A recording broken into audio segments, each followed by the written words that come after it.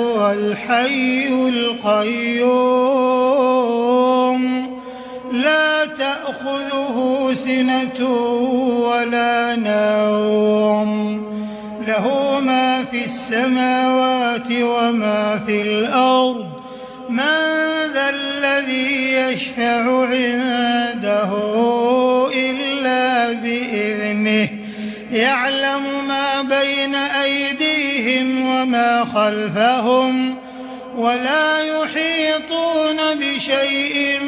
من علمه إلا بما شاء وسع كرسيه السماوات والأرض ولا يؤوده حفظهما وهو العلي العظيم.